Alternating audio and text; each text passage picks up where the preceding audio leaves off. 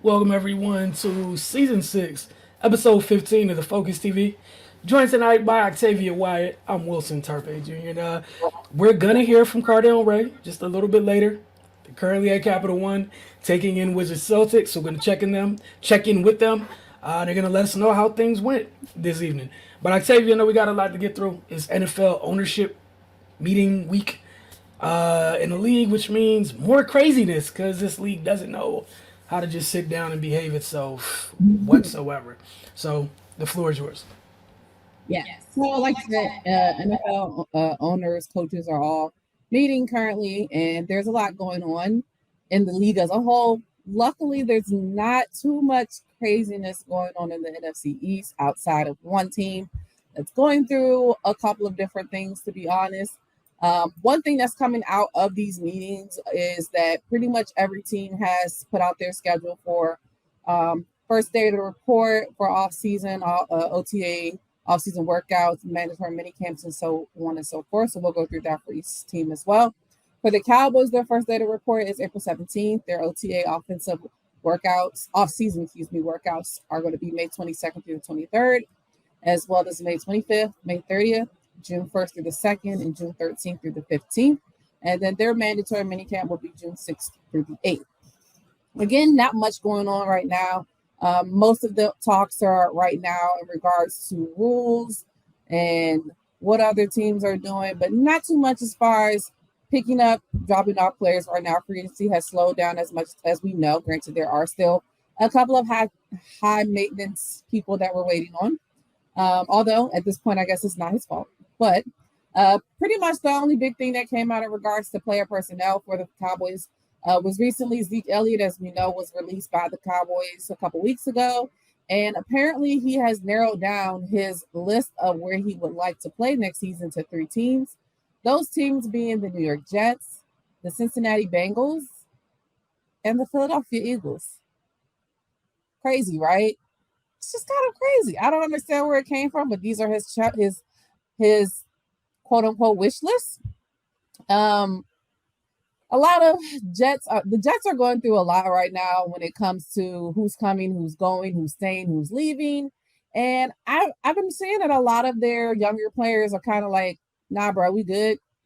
Seems like bringing in Aaron Rodgers is also bringing in other people. And the Jets feel as though they're good as they are. So that was one team that was kind of like, we're good. And granted, the Eagles don't have, I'm sure they could always use more running back depth. After losing Miles Sanders, right now they just have Rashad Penny, Kenneth Gainwell, as well as Boston Scott. But I always keep forgetting that Trey Sermon is back there as well. So we have to see what he could possibly do next season. So who knows at this point where Zeke will end up. But after that came out, there were also reports that said that there is a chance he can return to the Cowboys. We'll see what happens. I wouldn't be surprised for that, to be completely honest. We know Jerry loves Zeke. Zeke just wasn't productive this past year. And if they can get him back on a smaller contract and a lesser role, I'm sure they would be willing to do it. So we'll see how that works out.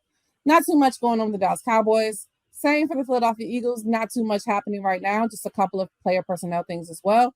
As far as their offseason workouts, their first day to report is actually April 24th, which is a week after most teams, to be completely honest. Their OTA off-season workouts are May 30th, June 1st through the 2nd, June 5th through the 6th, and June 8th. They do not have a mandatory mini camp. Nick Sirianni has come out and stated that he believes offensive off-season workouts should be at a minimum to preserve players, bodies, making sure nobody gets hurt. And I think he also thinks it's a good morale for the team. So they won't have too many off-season workouts until, of course, we get closer and closer to the beginning of the season. Of course, we have to have camp. And I think that's where they plan on doing majority of their work. As far as a couple of player personnel things as well, the Eagles are keeping, although I knew that would happen, keeping Lane Johnson for an additional year. They worked out an extension for a $33 million contract extension for a year. So Lane Johnson is making bank. He's already come out and said his priority is to retire an Eagle, and I believe that the Philadelphia Eagles organization is right on board with that. They want to see him retire an Eagle. Another thing that's come out recently is with the talks of other marquee quarterbacks and their contract situations. from these meetings, Howie Roseman has come out and said that they want to get Jalen Hurts' contract extension done relatively soon. Don't want to go through the same situation that is currently happening in Baltimore, and want to make sure that they can lock him up, get him at a good, decent price, knowing that there are going to be some other high marquee quarterbacks that are going to be up for contract extension soon. Justin Herbert, Joe Burrow, et cetera, et cetera.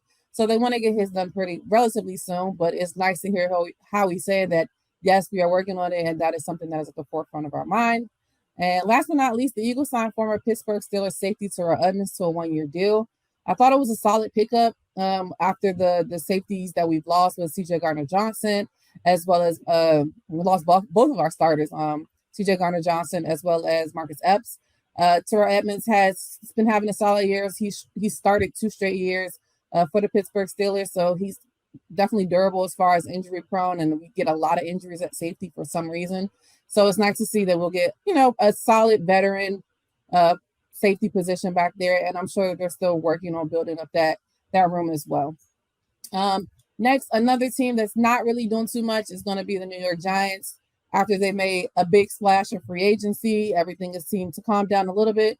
Pretty much the only thing that they're really working on is the potential contract for Saquon Barkley.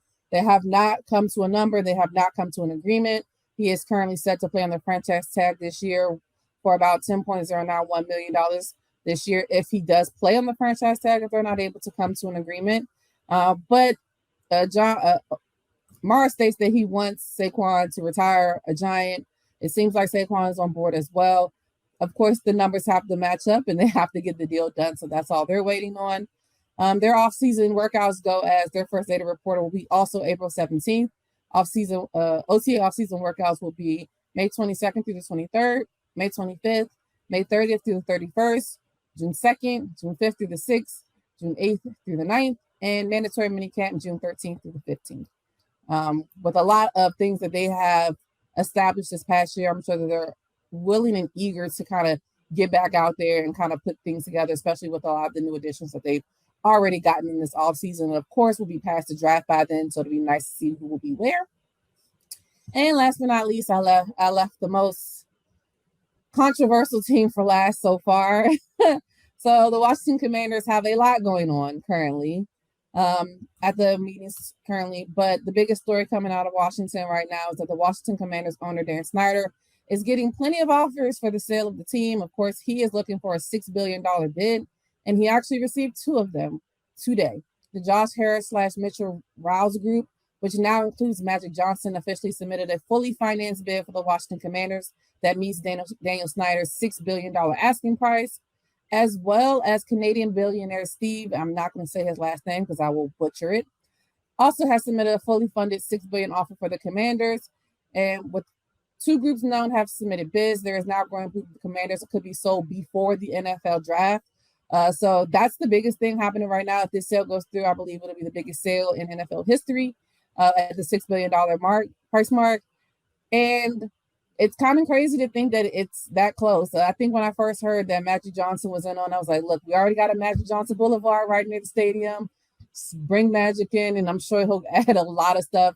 I honestly think it'll be good for the area. I think that they will do more in this area. I think that we probably will see a new stadium sooner rather than later. But that's the biggest news they have coming out. Some player personnel situations or decisions that they have looming. There still has been no decision on Chase Young's 5th-year option. But if Washington were to pick up his 5th-year option for 2024, it would cost over $17 million. Of course, he came off last year with 1.5 sacks over the last 2 seasons, coming off of a significant injury. Of course, it's understandable the Commanders are trying to weigh their options, kind of see what they're going to do. But when Chase Young is healthy, we've all seen it. It's kind of a no-brainer, in my opinion. As long as he stays healthy, unfortunately, people tear their ACLs and people come back from it. Granted, he might not be as explosive as he was in the past, but I'm sure he's more explosive than a lot of people that are still out there. So I personally would be surprised if they do not pick it up unless they decide to see how he does this year and then look to negotiate afterwards. But it could be, a quote-unquote prove it year, even though I don't think he really needs it. It just needed to be healthy in order to play.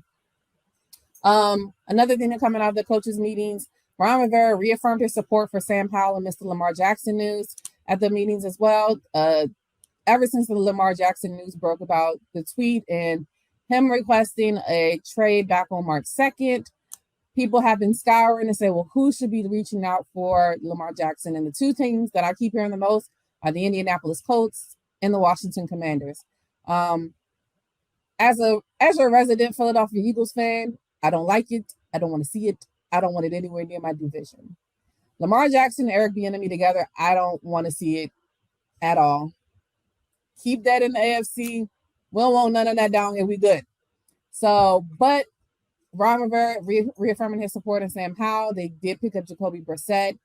And I still believe, granted, I wouldn't be surprised if Dan Snyder had a last FU moment to everybody and say, I'm going to give him all of this and let the owners go where, man, he bows out as an owner in the league.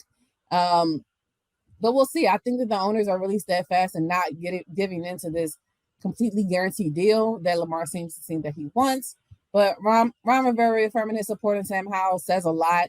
You know, he didn't get to play. He played in one game last year. He sat behind Carson Wentz, so he, to be honest, didn't have the greatest example in front of him. So it'll be interesting to see how far they go. But I do believe with Eric Bieniemy, that's a great offensive coordinator. And I think that he can definitely, you know, this is like his first player that he can really mold on. Not first player, but, you know, somebody that he can show he can mold by himself without Andy Reid or whatever you want to say. As far as their offseason workouts, their first data report will be April 17th. OTA offseason workouts are May 23rd through the 25th, May 30th through June 1st, June 13th. Mandatory minicamp will be June 6th through the 8th. So in between those times of their offseason workout. So not too much happening in the NFC East right now. The NFL as a whole is plumb full, though. I'm sure we'll get into a little bit of that later. But that's pretty much all that's going on in the NFC East right now. Everybody's gearing up to get ready for the draft. It's getting closer and closer. We're almost done with, I'm sure we'll get into soon, March Madness. Pretty much after March Madness happens, it's the NFL draft. And we get ready for playoffs for the NBA. So the sports world is going crazy. Yeah, as far as that, you know, the global sports schedule is humming right along, like you just said. And yeah, I just can't wait to see as we progress closer to the regular season. The teams that were acting like they couldn't use Lamar Jackson is hilarious. But you know, I think the Falcons also came out and stated that they plan on having Desmond Ritter as their starter this year. So they're basically taking themselves out of the Lamar sweepstakes as well. But like you said, the closer we get to the draft and the closer we get to see who has who and what's going on, I won't be surprised if we start changing our team. yeah, and especially after the draft, because after the draft, the 2 first round things for the tag don't have to be this year's first round picks. Right. So I mean, all this stuff being said is wonderful right now, but let's see as it progresses, and maybe you didn't have the draft you wanted. Maybe, you know, a certain somebody in your division, whatever team you might root for, somebody else goes crazy in the draft, and you're just left looking lost. Now what? Also, Chris Ballard in Indianapolis. If you swung for Carson Wentz, would you look like not swinging?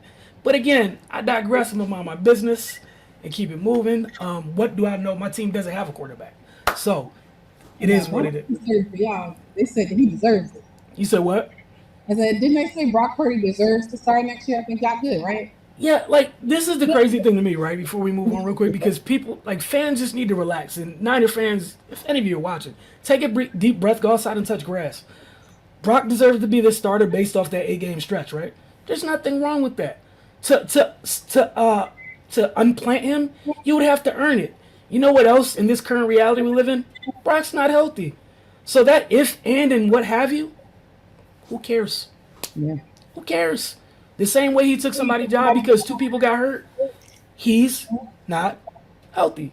So right now, whether you like it or not, it's between Trey and Sam and whoever else they bring in that building over the summer and through training camp. And y'all gotta let it go. Just let it go. Just relax. Let it go. Just please stop. Please stop. Every 10 seconds doesn't mean anything. If someone's gonna get traded, it's not real until they get moved. Relax. Also, if a team that walks that financial line that they walk oh so carefully, why does it make sense to give up a quarterback on a rookie deal? You don't have to move anything for anything unless somebody gives you something of value. just relax. Please take a deep breath. Dude was Who QB the three last OC year. relax? Like, dude was QB three last year, and no knock on him. Like, the secret was everybody looked good when CMC got there. I'm gonna leave that alone. Two of them dudes played with the full complement of weapons, especially CMC, which was the safety blanket, which is what I said last year on the show once they traded for him. That was the dude who would make the QB proofed offense. And some of y'all fell for it. Relax. Relax. Relax. They could not know the play, cover their eyes. Here, Christian. And guess what it looks like? It looked like they knew what they was doing. Every time. Oh my God, I missed the read. I'm going to dump it down. Oh, 7 yards, 10 yards, 15 yards. I'm a quarterback. But we don't know what the play was called or what progressions were missed.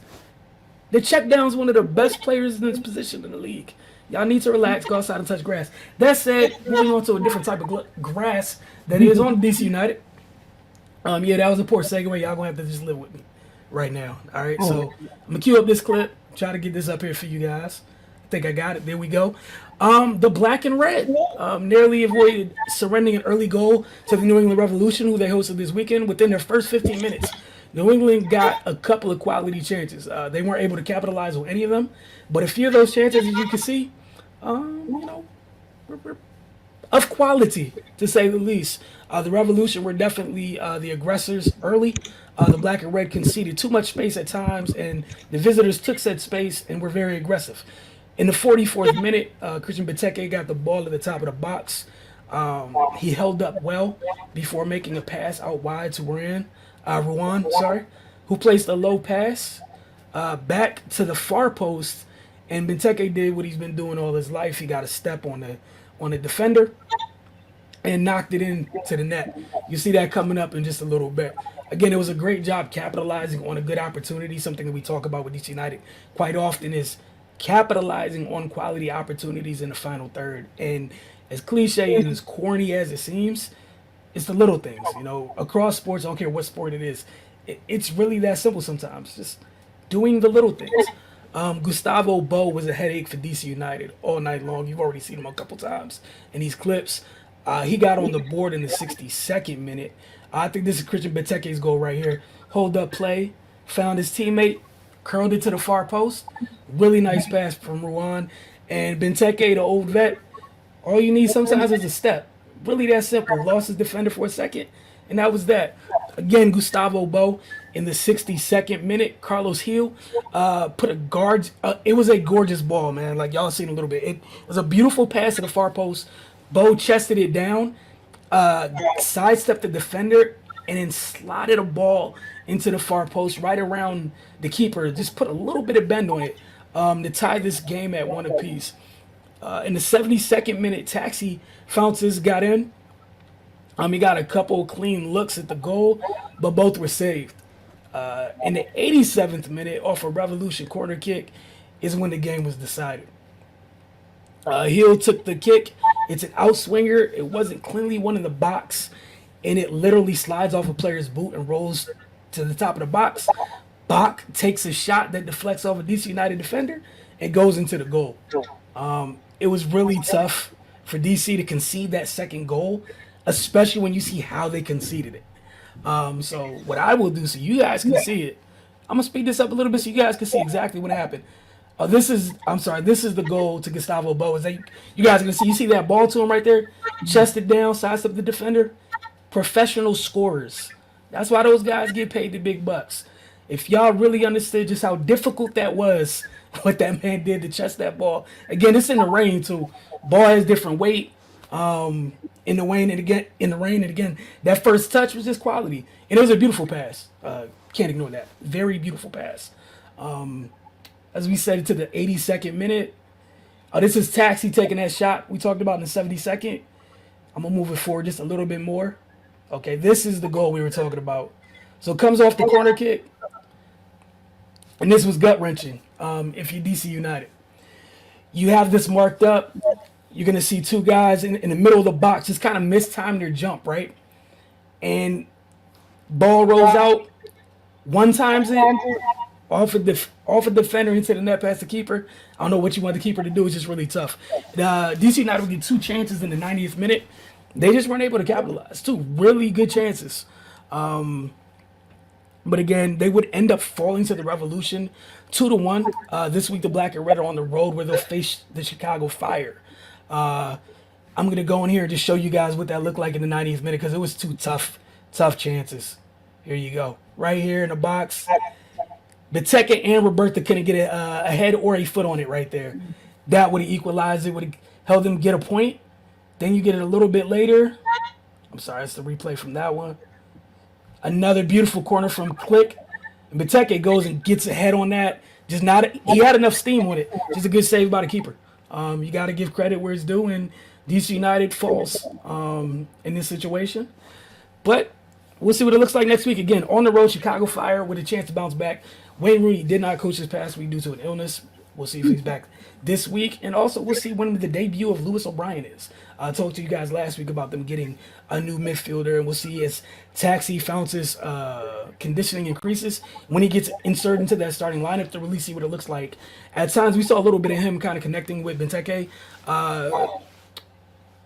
And hopefully, they kind of get on the right track. But right now, it's another slow start to a season. And it just is what it is at this point. What we're going to do now, well, at least next, we're going to take a break. Right after that break, Cardell and Ray are going to break down tonight's action from Wizards Celtics, Capital One. Then after the following break, Octavia and I will return. And we're going to talk about this NCAA tournament because it's been exciting. And we got a couple wild tweets people let off. Like some of y'all with like the overreacting to now and in the moment. Jeff Pearlman, you've made the list. Congratulations for making rapid fire on the Focus TV. We'll see you guys when we return. Again, you're watching the Focus TV.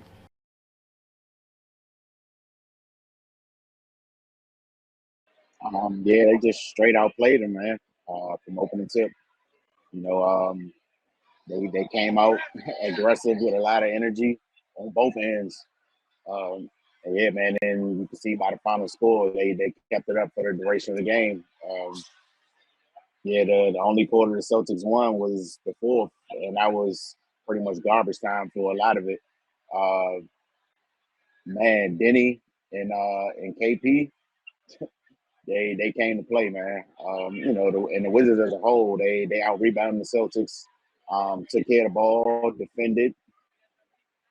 They shot well from the field. I mean, they checked a lot of boxes and got the win, man. And the Celtics, it's no excuse. They had their full complement of players. They're obviously trying to win games still, so they just ran into a team that had their number tonight, man. It's as simple as that. The Wizards, they played great. You got to give credit where it's due. You know, we're seeing Johnny Davis. I know we've been talking about him a lot. He's becoming more and more comfortable as time goes on, man. That's just a good thing to see. And their bench as a whole came in and contributed. So, I mean, yeah, it's no complaints tonight, man. They came out and got it done. Yeah, man. Sometimes it's just teams just make shots, and that's what you saw from the Wizards all throughout the game. The team made shots from the very beginning, and they didn't stop till the game was over, man. It was just one of those nights, man. It was not like the Celtics, for the most part, weren't there defensively, doing what they usually do. The Wizards just hit some tough shots. They were moving the ball well. Guys were taking their shots. You know what I'm saying? They wasn't just taking a shot. They took smart shots within each player's ability and the shots you really want them to take, and they made them at an efficient rate. Look, I think Denny first basket was in the second quarter. He didn't even score in the first quarter, and it just went from there.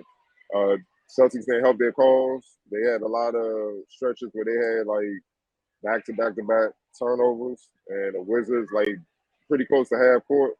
And the Wizards got off to the races, and they were getting easy baskets from different players, dunks, layups, Monte Morris, Denny dunking the ball, Pittsburgh hustling, Gill getting offensive ball, putting it up. And next thing you know, you just had a team full of confidence with full momentum. And it was nothing the Celtics could do at that point, man.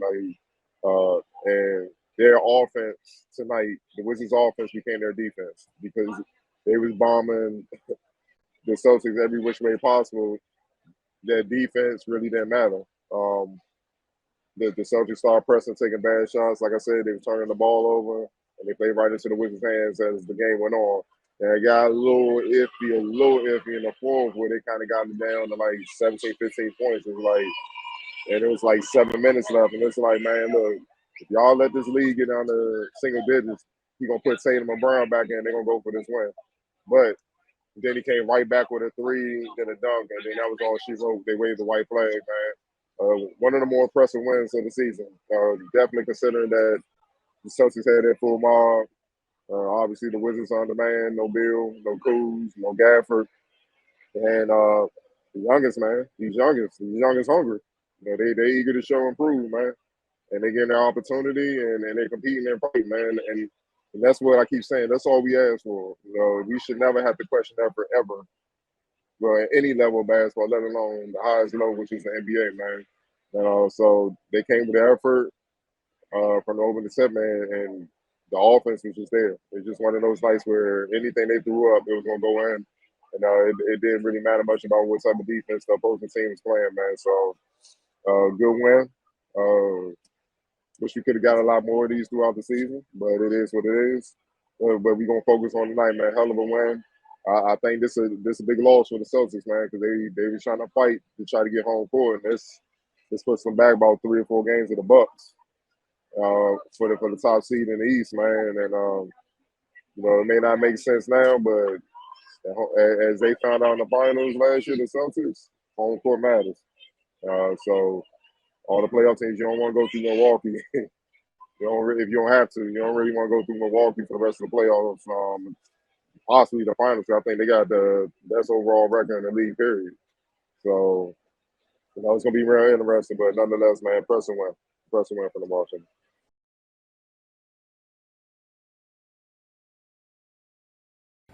Welcome back to the Focus TV. All right, let's go ahead and get this back up here, if we can. We got that at. There we go. Let's media in here. Actually, we'll do this the old school way.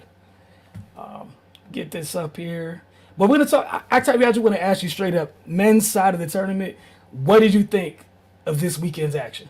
I was like, first I was going to say it's wild that Alabama went out. I thought it was theirs for the taking this year, and you can see how one bad shooting night can ruin everything in March.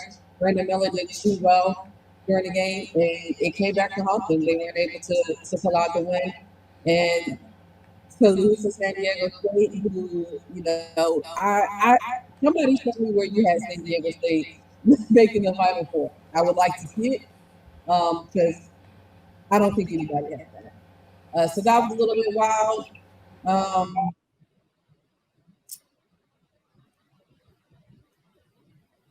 Of course, from this past weekend, the final call between what team was it? It was not UConn and Gonzaga. It's UConn's to win. It's UConn's to lose, and it's UConn's to win. Like they should be. So UConn in mid-major? They've been playing amazing. They've been playing great as a team, and you can see how much their coach is involved and making sure that his players are playing to their highest potential. With the way that the Final Four shaped out this year with the San Diego State, the Beach Boys, apparently, Florida Atlantic, and I think it might have been the San Diego State game. Yeah, the Final Four on the men's side is San Diego State, FAU, and then UConn, Miami. So you got a 5-9 and a 4-5. It was the one where they had the questionable. You talking about the foul at the end of the game? Yes. Oh, I got you. It was this one right here. It was FAU Kansas State. That's what it was. I kept seeing it in my head. It's about the really bad foul. Yeah, because I mean, it wasn't a foul the entire game. Again, I think that's where it comes down to. Yeah, everything's. I mean, everybody I feel like has different opinions. They feel like a foul is a foul is a foul is a foul. But at the same time, if that wasn't a foul in the first half, why is it a foul in the second half? You know, refs are supposed to establish a consistency of how players should be playing throughout the game. So it kind of sucks that they were able to do that, especially because score was tied. I would have liked to see it just go to overtime and let the players decide it. But again, everybody has their own thought process when it comes down to if it should be called. I mean, I'm probably a little bit biased because of the Super Bowl. Zero. But So that's where this is coming from. Because, all right, so I get what you're saying, but for me, it's kind of like the same energy with the Super Bowl for like Bradbury and this young man at this moment. Even if they let you get away with it, time and situation. What are you yeah, doing? Like in 4K in front of the ref. What are we doing? especially because, like you said, like I mean, granted they were tied, and of course he didn't want them to score the winning basket, but to make it that much easier for them to even have to just score one free throw was a little bit crazy too. Just it comes down to like people think defense is a lost art. You got to be able to play defense, especially in crunch times. And unfortunately, that player is going to have to kind of deal with that for the next however many years or how long it takes him to get over it. Because that's a tough way to lose. Yes, To it get is. to the Final Four, as well as K-State was playing. Because I thought K-State had a great opportunity to be able to hoist it up as well. Because Marquise Noel, the game before, I mean, just the way he played and the way the assist that he was giving out was just wild. To see him just dropping dimes literally, it was amazing. In a game that was very, very close for them as well. So, all in all, I did not expect this. I mean, the University of Miami is a basketball school now. It's not football anymore. Just How about that? how about it? I mean, let's think about it. I mean, the University of Miami, their men's and women's were in the Elite Eight. Yo, Miami, and I'm sure we'll get to it, but the girls did everything they could to pull it out as well. So it's a good look for Miami. So I would not have seen this Final Four coming, which is why I don't do brackets. Oh no, this this is definitely a weird bracket year, and it's going to be like this going forward. Like Cardell and Ray were talking about last week. The portal's the all equalizer here, right? And the other thing we've seen is we've gotten away from this in the past with the microwave one and done and all that good stuff. These teams that are hanging around got some older people on the court. San Diego State. I don't know what game it was. They said somebody was 25. San Diego State, usually in college with the one and dones, we get used to people not filling out their jerseys yet. San Diego State, every jersey's hanging on for dear life. Those are grown men already. That's at least 3 years of a D1 weight room, right? Even FAU, that's a team that lives together. The last 4 teams, crazy as it sounds, how about this? Upperclassmen, defense. Like, I'm gonna jump out here. People might not like. I don't think people are gonna find this year's Final Four aesthetically pleasing. You're just not, because the way these teams got here, it wasn't pretty. They put hands on people and people wilted. So now we're gonna find out what ends up happening. The UConn fan in me is laughing that there's no blue bloods left because we're the redheaded stepchild of blue bloods. Because Okay. we're not quite a mid-major. We're not a blue blood. We got 4 chips. Mind you, it's whatever. Everyone else here, congratulations. It's like their first time being here, second time being here, and that's great. But if we were to win, it'd be the 3rd time we won in Texas alone. But again, not a blue blood. It is what it is. All the blue bloods left. And somebody tried to catch Coach Larinaga on there. He was like, hey, I didn't say nothing about UConn. Like, what we're going to do right now is not put that out there, no bulletin board material. But shout out to Coach Larinaga for the job he's done in Miami. Every one of these coaches that still has their teams here and ready to go. But we'll switch gears a little bit, slide over to the women's side because it's been exciting. It's been crazy over there. I guess what I'm gonna just get into the. Should I do that just initially? I'm gonna get into the Maryland part of this, and then come back. Is that fine? I guess that's okay. I want to live in that area. You said what? But I want to live in that area. Yeah. And then we'll get back to the rest of it. All right, I think that's what we'll end up doing. So I'm gonna change this one more time and see if we can get these clips up here. And here we go. All right, so you've been with us all year. We told you guys what it was for Maryland women's, right? This team wasn't supposed to be here. That said, I love how they went out on their sword. There's a lot of teams that cower when they play South Carolina. They sit in the zone and pack it tight and just hold on.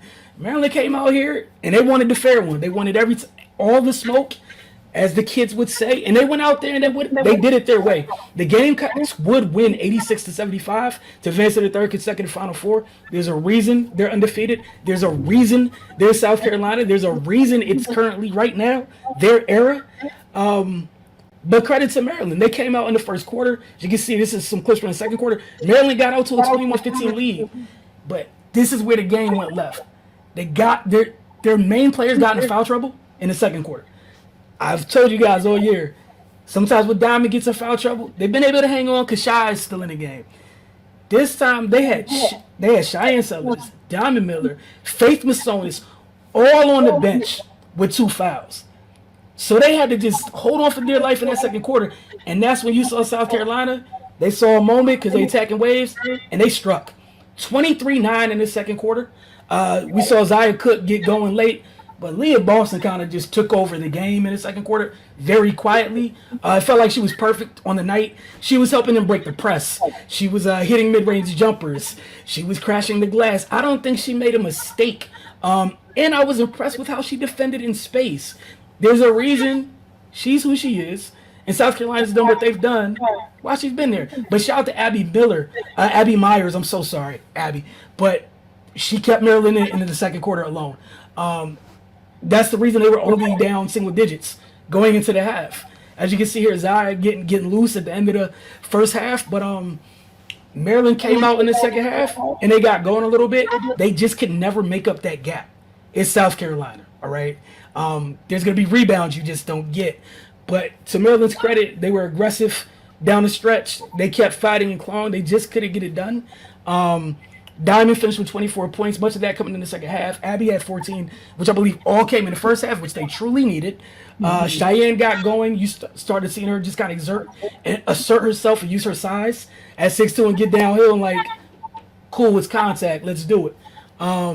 She finished with 11, and then the 2 super transfers, you had Lavender Briggs and Brene Alexander finished with 8 apiece. South Carolina was led by Leah Boston's 22, 10, and 5 in 2 blocks. Zia Cook added 18 points, 8 rebounds. Hell of a season for the Terps. Outstanding coaching job by Brenda Freese. They've had 2 like mass exoduses in terms of recruiting classes in the last 6 or 7 years. And they came back with this group and made this run. So credit to them. That said, we're going to talk about the rest of this. So Maryland fell to South Carolina. South Carolina is, in fact, a Final Four team. I don't think anybody who didn't have them there, like, I would be shocked. And I don't think that's a knock on Maryland, if anybody. It's just, unfortunately for Maryland, they drew them. Like, their reward for the season they played was, oh, yeah, to get to that next place, here's the best team in the country. Everybody else had tough matchups, but as Iowa gets to deal with this soon, everybody's not South Carolina. That size hits a little different. It's just a little different. But your thoughts on, as we head into the Final Four, just with the women's tournament, as we go round by round, it continues to just get better. Yeah, so first off, shout out to my hairstylist. She let me watch the game while she was doing my hair. They don't watch sports, so I was surprised that she let me put it on the TV. So shout out to her. In aspects of the Maryland game on Saturday was amazing. They did their thing on Saturday. They had like a little rough patch throughout it, but they picked it up and they were able to, take care of what they needed to take care of in that game. As far as the game last night, kudos to Maryland. Like you said, they weren't supposed to be here. Unfortunately, they drew the same region as South Carolina. I wholeheartedly believe if they were in a different region that they still would be in the Final Four. And like you said, crazy. I was watching the game Saturday and I don't know where I've been. And it was funny because Cardell mentioned the same thing. Where was I when I did not know that Brett Sellers was Cheyenne Sellers' father? Look, if you feel better, it's her sophomore year. It just hit me when they did a special on her family this year at the Big Ten tournament. If you feel better.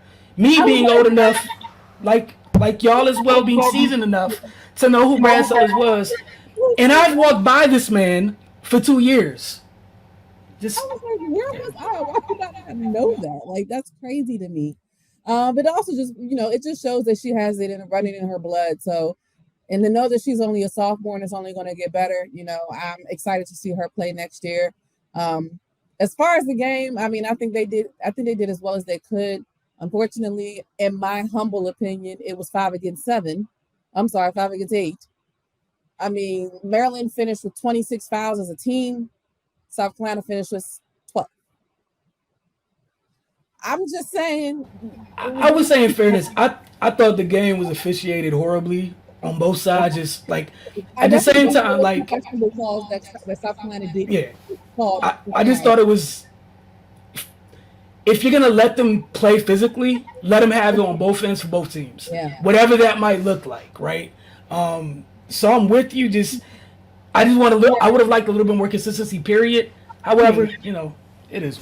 I mean, like you said, Faith fouled out. Diamond had 4. Cheyenne had 4. Abby fouled out.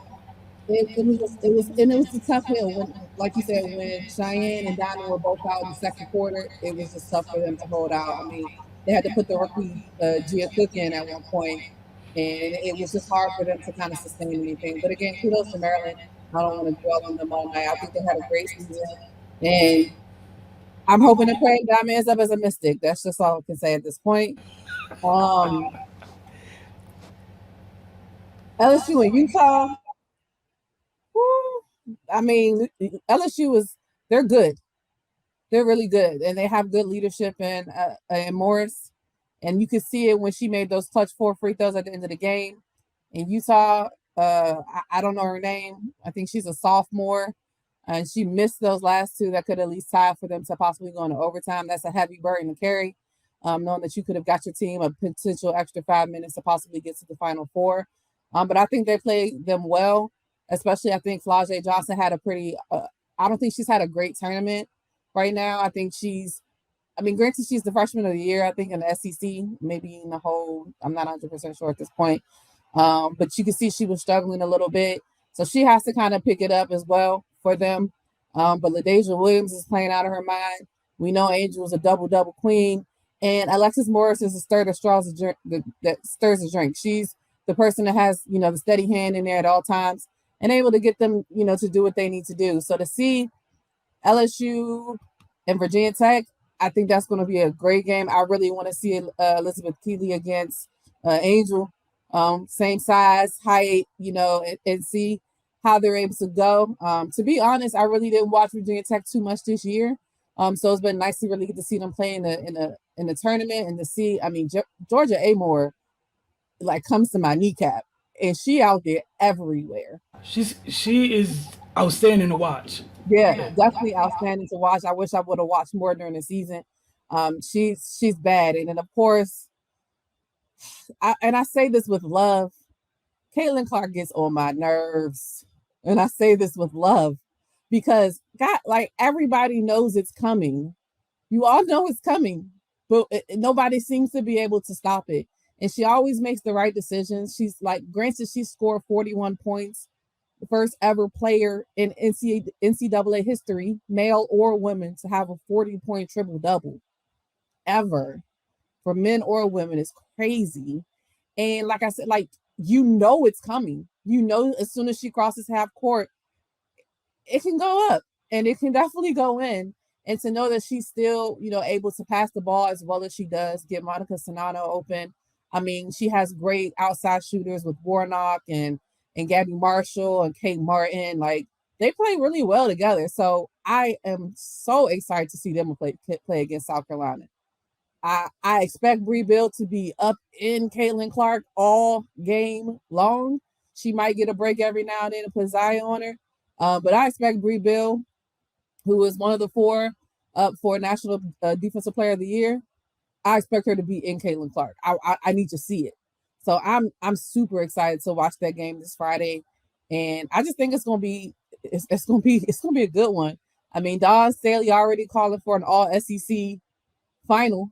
So that means South Carolina and LSU would have to do, some work But I definitely think it's going to be one for the ages. So I'm excited for the weekend to come up. For sure. I'm probably going the opposite way in terms of what I think is going to be in the final. I think it's going to be South Carolina, Virginia Tech. I agree. Um, I agree. I just think don't things like let's see. I think I think Georgia Amore and Tilly like Virginia Tech plays super adult like, and it's hard to beat teams like that, like super adult like. And if for Iowa, ironically, I think South Carolina's going to take a page out of Maryland's book. Boxing one, Caitlin, and play 4-on-4. And again, and I love Monica Sonano. This ain't the Big Ten. she can't get the ball. There's no Aaliyah Boston and Miss Cardozo in the Big Ten. That is a totally different thing. And the one thing that Maryland had an advantage of, that was their second time seeing South Carolina. I would it's your first. Like it's one thing to see them on tape, see them from afar. It's another thing between those lines. I mean, I'm not saying Iowa can't get it done. Like Caitlin is very special. However, that's just where I'm at with it. But like you said, I'm looking forward to a great weekend on both sides. Yeah. Obviously, for the men's, the bias is there for me. I'd love to get number 5 because, not a blue blood, mid-major U, little small, humble school in Storrs, Connecticut. Hey, look, that's a narrative I'm going with because that's what I was told. So that's what I'm going with. Not a blue blood, just out here, vibes and whatnot. Just happy to be here. Again, in Texas. Possibly for a chip. Happy to be here. All right, so a little bit of rapid fire. I had a lot for you. I don't know where I want to start, honestly.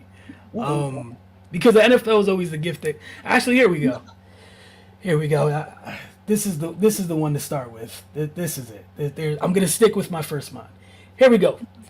Couple of nights ago, I was putting the finishing touches on their 97-83 win over Louisville, in which Caitlin Clark recorded that 41 point, 10 rebound, 12 assist triple-double you just mentioned. New York Times best-selling author Jeff Pearlman tweeted, quote, when all is done, Caitlin Clark will be the greatest women's college basketball player of all time, end quote. It's 2 days later, and his tweet is being, quote, tweeted to smithereens. However, I wanted to get your thoughts on that. Yeah. Don't get me wrong. Caitlin Clark is a special player. She ain't won a chip. I need to see it. It ain't happened. There's too many Sue Birds, Diana Taurasi, Shamika Holmes-Claus. I mean, they even showed during one of the games the crazy type of classes that some of these schools have had, putting Aaliyah Boston and her freshman to sophomore teammates. And I mean, Stewie won 4 in a row. Like, let's be real. Don't get me wrong. She's definitely going to be up there because of the accolades that she's gotten in the records that she's broken and things of that sort. But until she get one of these, and granted, even if she gets one this year, I still can't call her the greatest one ever. She's definitely had a lot of great seasons, games. She's probably the most marketable one, to be honest. She's very vocal. She's, she keeps the crowd into it and all. If you want to say that, yeah, that's great. Greatest of all time. I think we are always a prisoner of the moment, and we have to stop and think about the players of the past.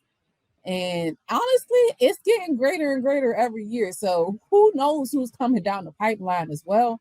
But I can't call her the greatest player of all time, and she ain't even won a national championship. I can't do it. Look, she is outstanding. I truly enjoy watching her. I know y'all remember me coming on here, 3 years ago, raving and going crazy the first time I saw Caitlin play in college because I didn't know who she was before that. And I was just like, oh my God, Iowa. It was me 3 years ago. That's it. I've never missed an opportunity to watch her in College Park. And when she gets to the next level, I'm going to try to make sure never miss an opportunity to see her there either. Bro, we're not even 10 years removed from Stewie and company going 4 for 4. Yeah. I'm not even going back further than that. I'm not even going to get, because the thread of responses under that tweet have done all the work. I'm not going to rehash it, but the 4 for 4 is crazy. Like, the 4 for 4 is crazy enough where Sue and Di looking up like, yeah, we didn't do that. Maya can't even say that she did it. Like, Hold on, Not trying to be rude, just and that's just sticking with that school. We got Cheryl back in the day where I mean, like let's just relax. I'm pretty sure Pat Summit probably had one or two players during her time that can make a claim to that. So we'll just leave that alone. But another one in women's basketball because why not? Oh, actually, hold on. Let me set this up properly. But Natasha Cloud doing what she does best, jumping in, sharing her advice on this, and there's nothing wrong with this. Tournament times means players have to announce if they're declaring or not on the women's side of the game. That's declaring for the WNBA draft or announcing their rights. Today, the WNBA shared a list of players who already declared for the draft. Players from the Final Four are not included in said list because they don't have to choose at this time because they're still playing. Players whose teams played through March 26, aka your Marylands or whatnot, your Marylands and who LSU beat Utah, where you just lost like recently.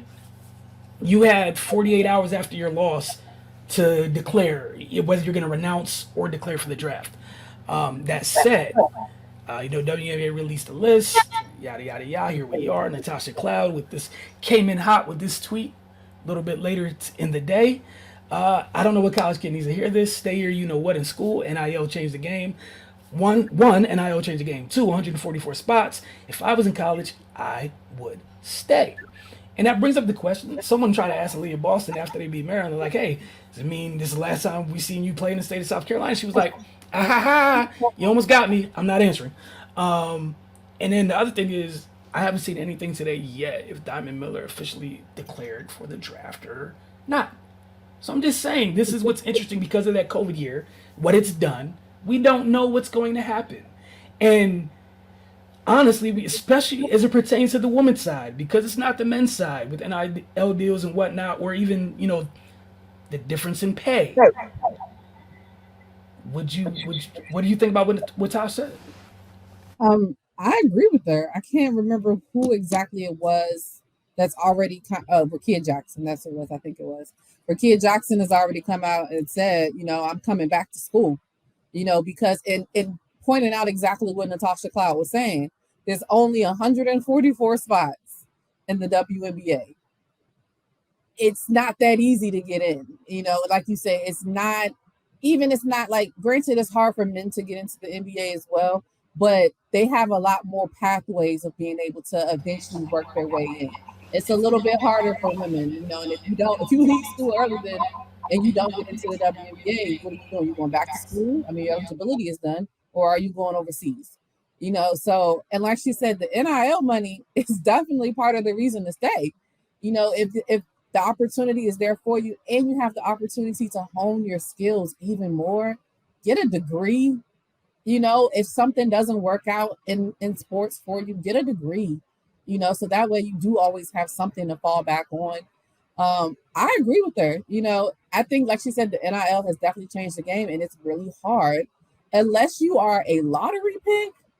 Like don't get me wrong. If Aaliyah Boston declared after they win the championship, she's in.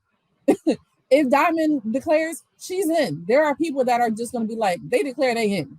But then you have other people who are quote unquote on the bubble, that could get in, could not get in. Why not take another year of school, give yourself another opportunity to prove yourself? So then that way, when you at the end of the road and you have no other options, the WNBA ain't going nowhere. Just like the NBA ain't going nowhere. They're not going nowhere. So I wholeheartedly agree with her. Like I said, unless you are a lock to get drafted, I would stay in school. Yeah, and the other part of this, depending on where you get drafted, like you're talking about, if you're not a lock, some of you are taking a pay cut from your NIL money. Yeah. Just to keep it a buck. So it might behoove you to stay in school if you're one of the players that get a good amount from NIL. Just stack your bread a little bit. Who are we to judge you? Because again, there's no G League on the women's side. Exactly. It's straight overseas, and it's just as hard over there for you. Again, we've seen several draft classes that have hit the league and the players don't play. They're already on their way out, being drafted over. So again, it's tough out there. So I'm anxious to see what happens. We'll let you guys know next week what that list look, because that list should be finalized by next week. Because the WNBA draft is like right on the heels of NCAA tournament. Was NCAA title game rather. I want to thank you guys for tuning in this week. We appreciate you all. As always, don't forget you can check out the Focus TV Wednesday mornings at between 9 and 9:30 a.m. on our channel. If you have a Roku television device, all you got to do is go in the search box, type in the Focus TV, double tap OK, and you added the channel. Local residents without Roku, you can watch the show Fridays at 10 p.m. and Saturday at 4:30 on your DC TV. If you can't find DC TV in local listings, just go to dctv.org and you can watch it live on their stream. Y'all have a good week. We appreciate y'all as always. See you soon.